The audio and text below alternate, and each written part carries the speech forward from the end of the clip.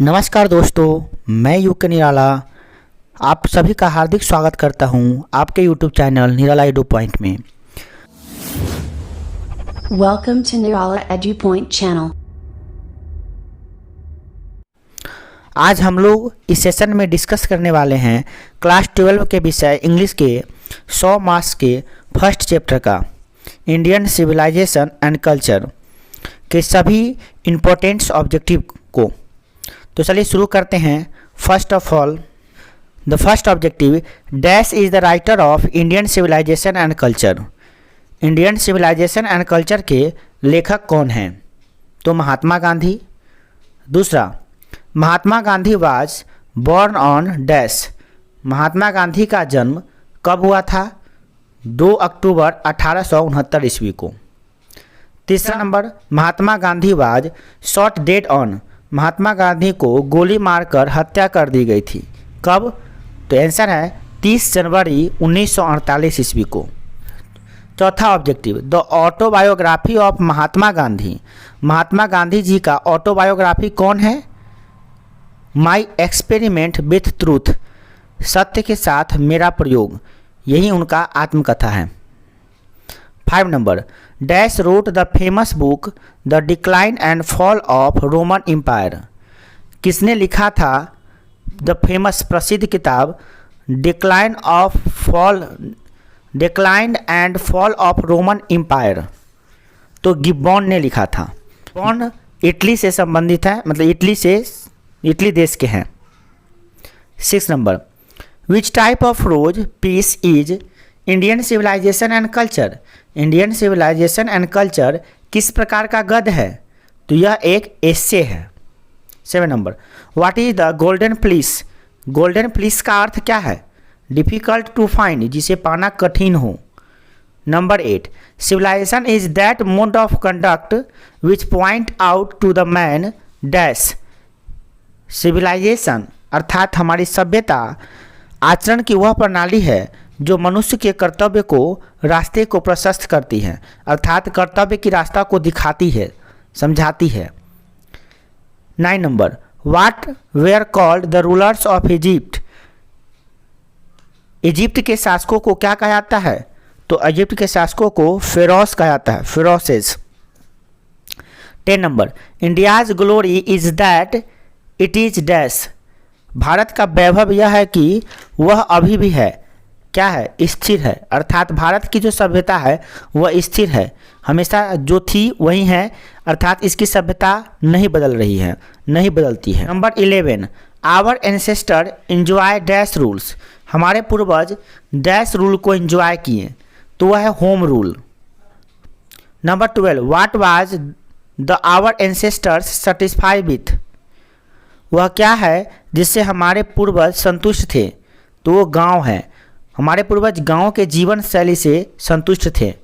13, Indian civilisation worships. भारतीय सभ्यता पूजा करती है, किसकी पूजा करती है? तो यह पूजा करती है चरित्र की। 14 number, what does Gujarati equivalent for civilization means. गुजरातियों के लिए सभ्यता का मतलब, सभ्यता जैसी चीज यानी सभ्यता के समतुल्य क्या होता है? तो आचरण, अच्छा आचरण, अर्थात गुजरातियों में सभ्यता के समतुल्य आचरण को ही माना जाता है। नेक्स्ट,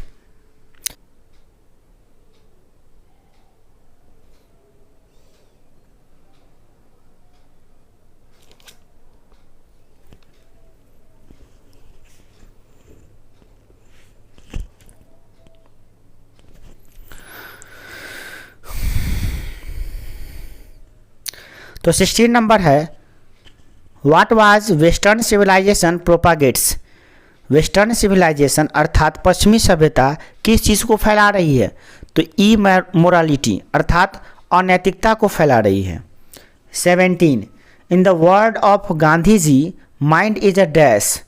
महात्मा गांधी जी के शब्दों में हमारा जो माइंड यहाँ पर मतलब कि दिल, हमारा जो दिल है, हमारा जो दिमाग है वो क्या है? रेस्टलेस बर्ड है। कहने का तात्पर्य है कि हमारा जो मन है ना वो रेस्टलेस बर्ड है, वह एक जैसा नहीं है, शांत नहीं रहता है, वह अशांत रहता है। 18 number, Mahatma Gandhi is also popularly known as, Mahatma Gandhi को और लोकप्रिय तरीके से जाना जाता है तो वह है फादर ऑफ नेशन एंड बापू, उन्हें राष्ट्रपिता तथा बापू के नाम से भी जाना जाता है। 19 number, dash used as a chief weapon by Mahatma Gandhi against British,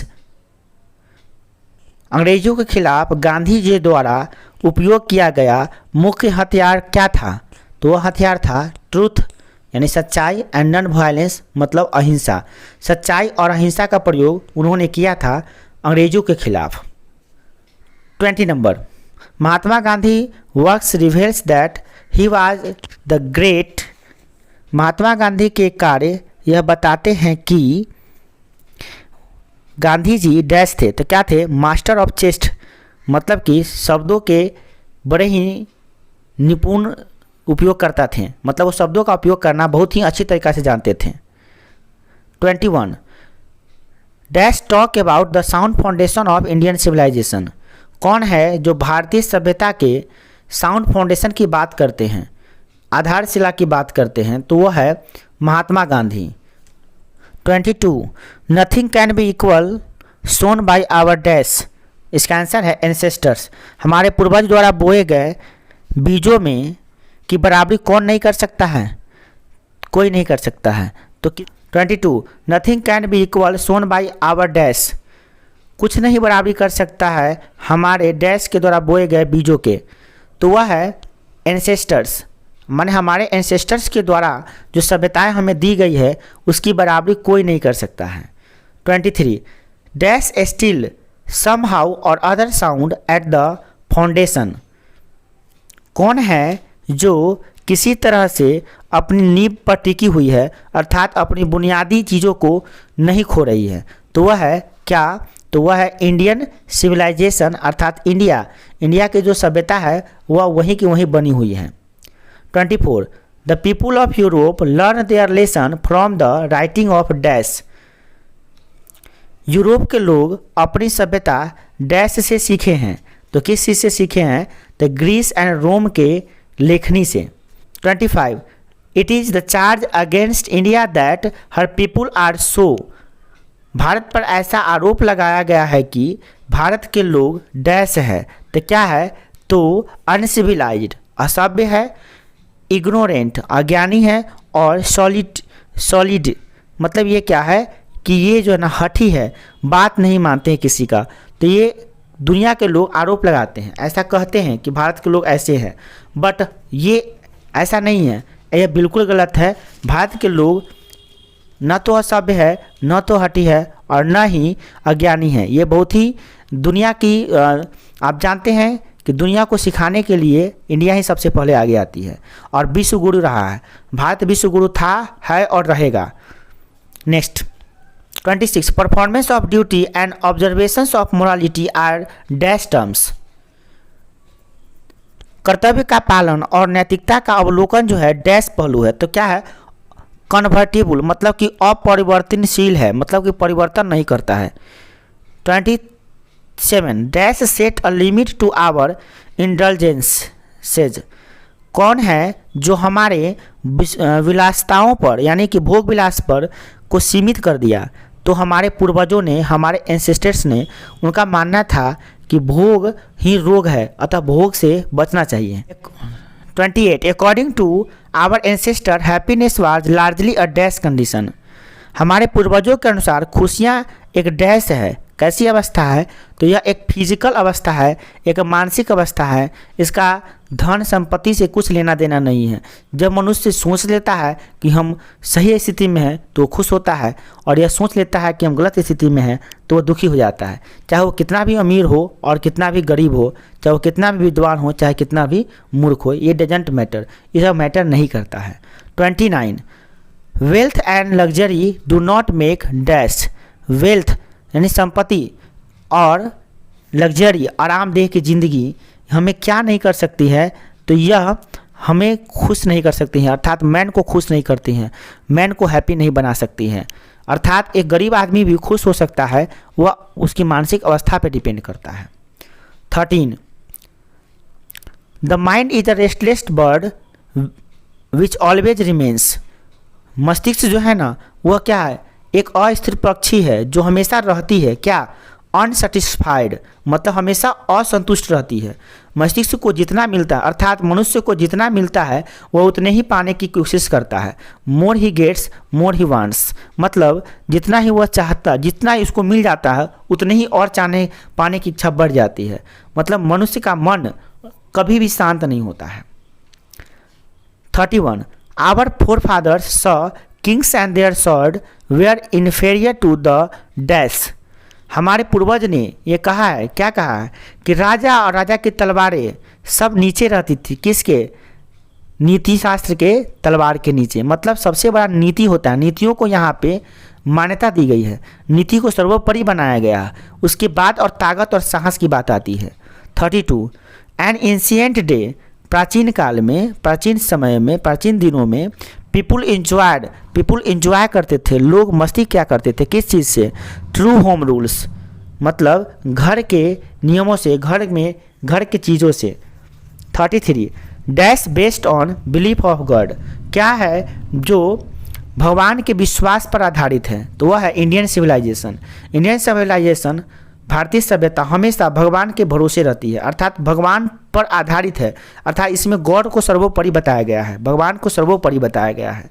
34 dash imagine that they will avoid the mistake of Greece. Dash ऐसी कल्पना की कि वे ग्रीस की गलतियों को नहीं करेंगे। अर्थात किसने किया था ऐसा परिकल्पना, तो ये यूरोपियनों ने किया था कि हम ग्रीस की जैसे ग्रीस की सभ्यता मिट गई वैसी गलती नहीं करेंगे, परंतु ये बात सच नहीं निकली, ये बात गलत हो गई। और जिस प्रकार से ग्रीस और रोम की सभ्यता खत्म हो गई उसी प्रकार से यूरोप की सभ्यता भी पूर्णतः धूमिल हो चुकी है। 35 western civilisation is the worshipers of.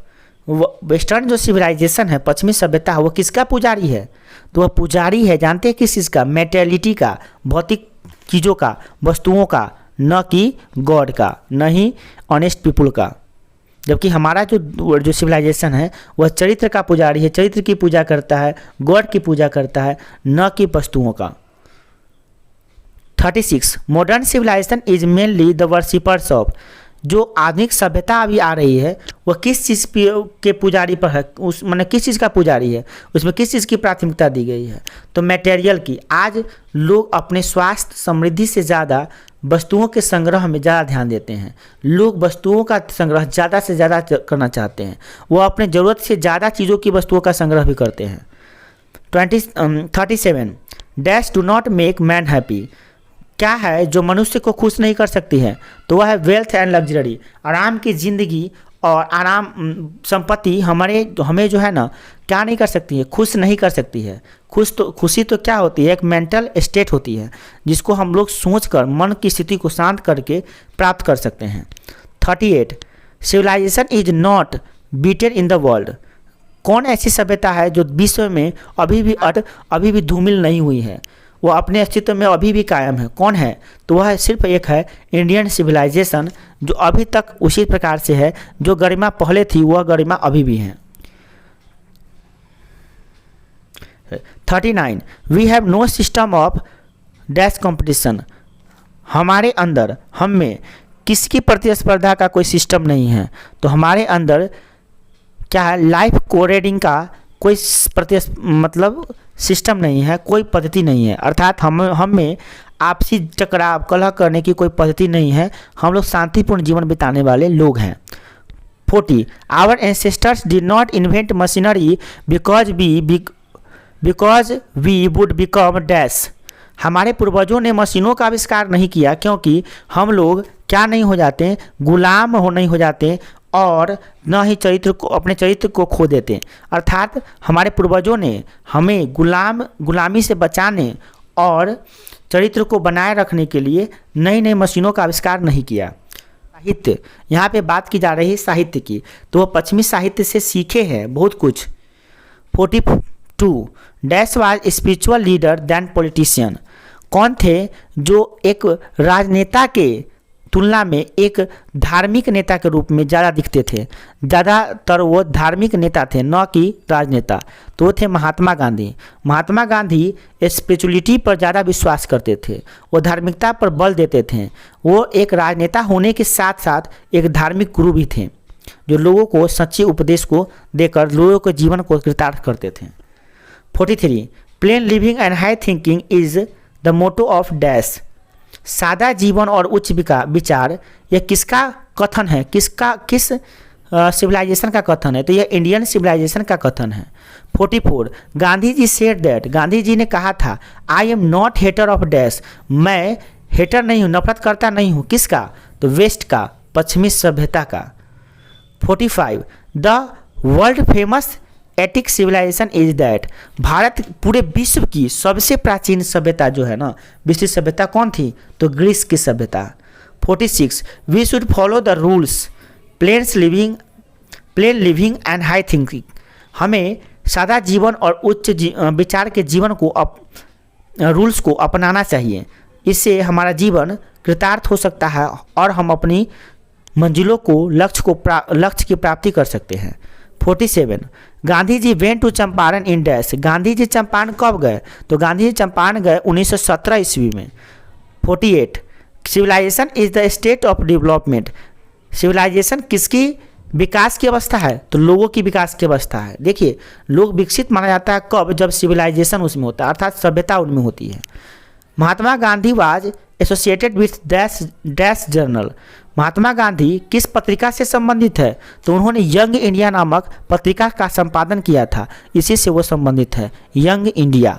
50 what was the western civilization propagates. Western civilization, पश्चिमी सभ्यता क्या फैलाती है? तो सिर्फ और सिर्फ इमोरलिटी अर्थात अनैतिकता फैलाती है। Thank you for watching. जय हिंद, जय भारत। अगर आपको इस तरह के वीडियो पसंद आता है तो कृपया इस चैनल को सब्सक्राइब करें, शेयर करें, लाइक करें तथा बेल आइकन को प्रेस करें और ऑल नोटिफिकेशन को ऑन कर दें ताकि इस तरह का वीडियो आप तक जल्द से जल्द पहुंचे।